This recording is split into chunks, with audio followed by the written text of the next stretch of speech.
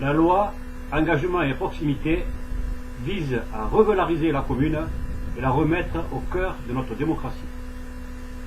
Cela fait maintenant le 3e mandat que j'effectue. Donc la 3e élection du président et vice-président à la communauté de communes. Vous connaissez tous la procédure pour élire le maire et adjoint dans les communes.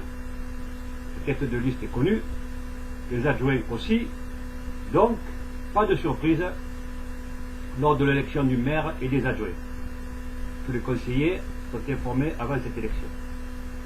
À la communauté des communes, c'est le silence total. On se doute qui va être candidat à la présidence, ça s'arrête là. Je pose la question sans animosité.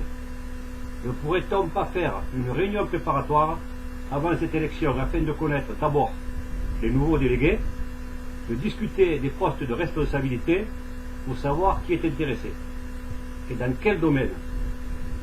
Je suis sûr que cela se passerait bien, plutôt que d'apprendre, tel le seigneur d'une époque périmée, les heureux nominés. Rassurez-vous, je n'ai rien contre eux. C'est sur la forme. Notre petite commune de Brussac, ma première adjointe France Copain, premier mandat, est intéressée par les finances, le tourisme. Je suis sûr qu'elle se dépenserait sans compter dans l'intérêt communautaire. D'après les rumeurs, mais dans peu de temps on va être fixé, monsieur le maire de Montoulieu, Villers-Chaffiol, n'aurait pas de vice-présidence qu'il détenait avant son élection pour une raison purement politique. Cela inaugure mal le début de cette nouvelle mandature. Sans oublier les pressions que j'ai subies lorsque je lui ai apporté mon soutien. Je te conseille de te calmer. N'oublie pas que tu as plusieurs dossiers au département. L'omerta, c'est terminé. Je rappelle que j'ai voté 90% des délibérations, que je soutiens les projets de l'ACC, mais que l'on doit réagir lorsque des injustices sont commises.